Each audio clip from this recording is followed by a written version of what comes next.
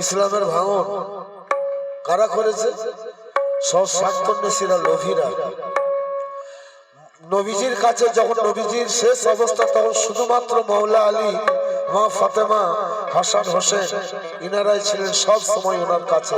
বাকি সব সাহাবারা একবার করে খবর নিতে চলে যেত, থাকতো না কেউ কাছে। তো আসো সবার কাছে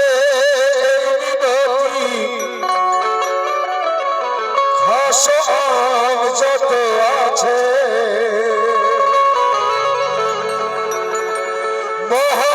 মহাপাতের সাথে এই শাহাদত কালাম শুনে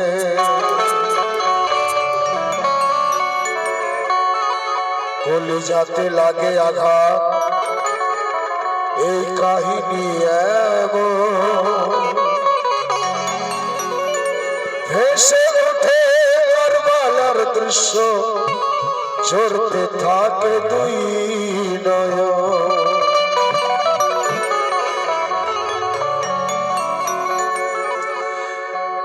অন্তিম শয্যায় শুয়ে আছে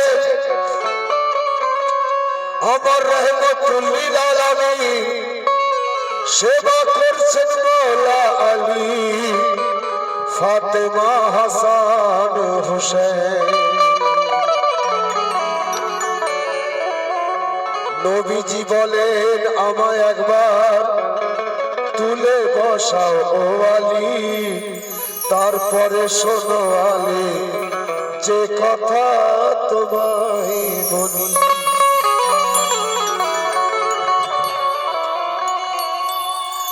মৌলা আলী নবীকে তুলে তখন বসালে, আর নবীজি সাহাবত আঙুল বাড়ায় একটি বাক্স আনতে বলিলেন। নবীজি বললেন, হাত শাহাদত আঙুল বাড়িয়ে, হে আলী তুমি আমাকে তুলে বসাও। বসানোর পর উনি বলছেন, দেখো ওইখানে একটা বাক্স আছে, ওই বাক্সটা তুমি আমার কাছে নিয়ে এসো।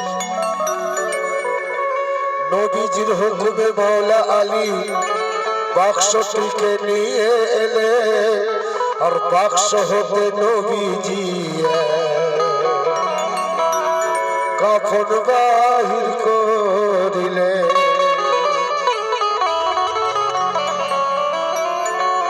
নবীজি কয়, শোনো তোমরা, আল্লাহর তরফ হতে দিয়ে গেছে এই কাফন, জিবরাইল আমার হাতে। এই বলিয়া কাফনটিকে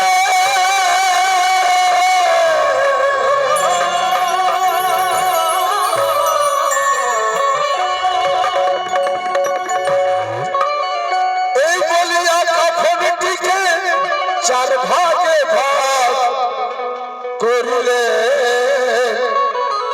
একটি ভাগ দয়াল নবী নিজের তরে রাখিলে। একটি ভাগ দয়াল নবী নিজের তরে রাখিলে।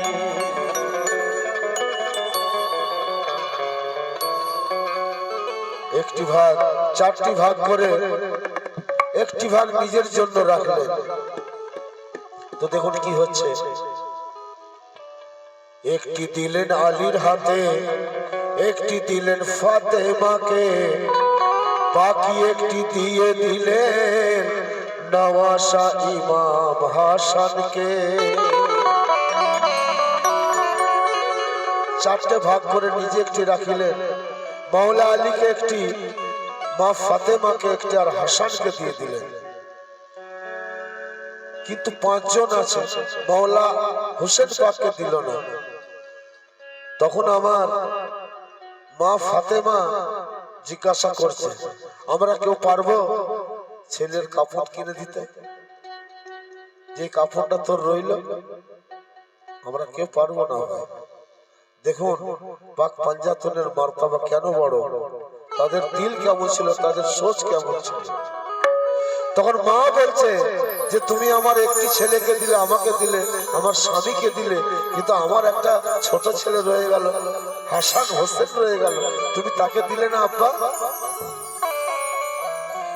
পাঞ্জাতনের চারজন পেল, মৌলা হাসান মৌলা হোসেন কাফন পেল না, মৌলা হোসেন পেল না কাফন। জানতে চাই মা ফাতেমা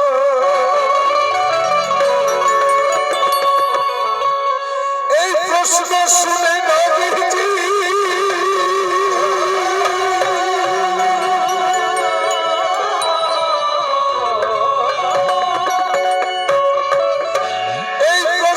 শুনে নবীজি ভাসে চোখের পানিতে। জোহরা ফাতেমাকে তখন বোঝায়ে বলতে থাকে, কি বলছে?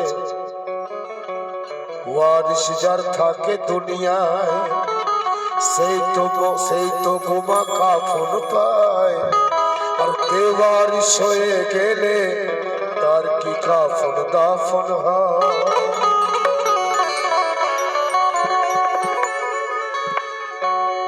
বেওয়ারিশ হয়ে গেলে তার কি কাফন দাফন হয়। তো আব্বার কথা শুনে তখন কান্নায় ভেঙে পড়ে ফাতেমা। তবে লাল হোসেনের ওয়ারিশ কেউ থাকবে না। নবীজি কয় ওয়ারিশ থাকলে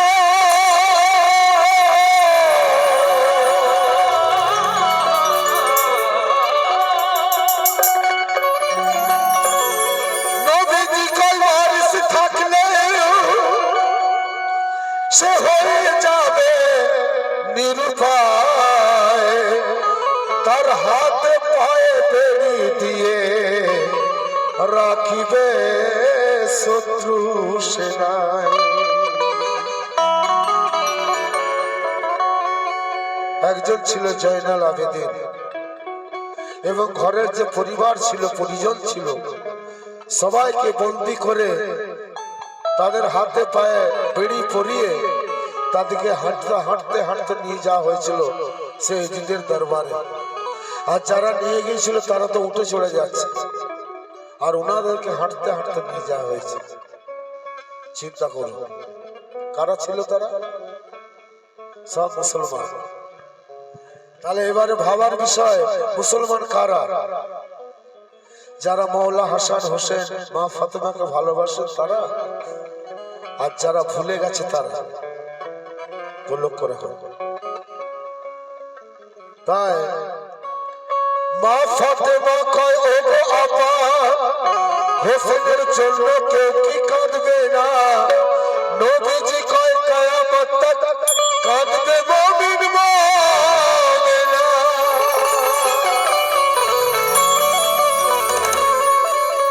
কাঁদবে মুমিন মুমিনা। মুমিন কাকে বলে, মুমিনা কাকে বলে? আল্লাহর ওলিরা, প্রত্যেকটা আল্লাহর ওলি মুহররমকে সমর্থন করে, তারা মুহররম মানিয়ে গেছে। আমার খাজা বাবা মুহররম মানিয়ে গেছে। তারা জানে যে মুহররমের মার্তবা কি আছে। আর যারা মুনাফিক আছে তারা হারাম বলবে মুহররমকে। তবে হ্যাঁ, মুহররম আদবের সাথে পালন করুন। মুহররমের দিনে যেন বেয়াদবি না হয়ে যায়। কেন? ওই তাজিয়া পাকটা হচ্ছে আমার মৌলা হোসেন পাকের মাজার শরীফ আছে। সুবহানাল্লাহ। আপনার কাঁধে মৌলা হোসেন পাকে মাজার শরীফ যাচ্ছে, তাহলে আপনাকে কেমন ভাবে থাকতে হবে, সেইভাবে থাকুন। তাই তো অঝর নয়নে কাঁদতে থাকে মা ফাতেমা জননী, আপন মুখে শুনে হোসেনে ভবিষ্যতের কাহিনী। মা ফাতেমা কয় তখন আমি পৌঁছে যাব সেখানে, আমার বুকের লাল হোসেনের আমার বুকের লাল হোসেন শহীদ হবে যেখানে মাথার চুলে করবো পরিষ্কার সেই জমিনের ধুলো বালি আমার লালের গায়ে যেন লাগে না কাঁটার আঁচড়।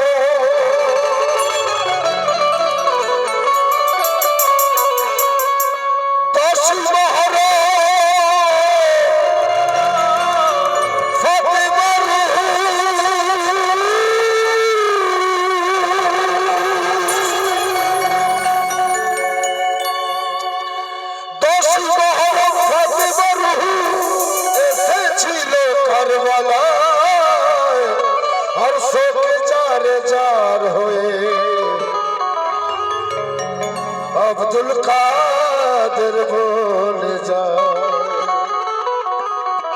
কি আকাশ ঝরে বাতাস ঝরে বুলবুলে দিন ঝরে দুনিয়া ঝরে মৌলার সিংহাসন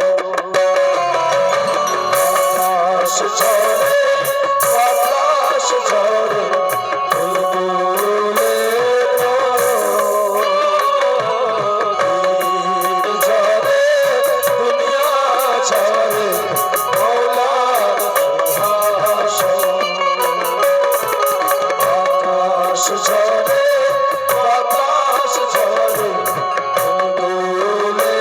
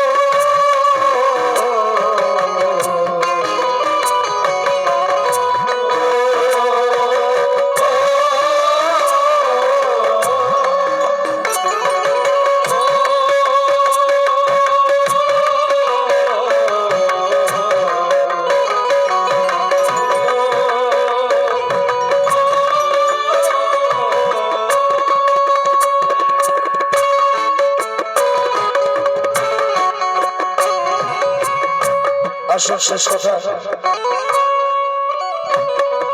সে পিতা কালে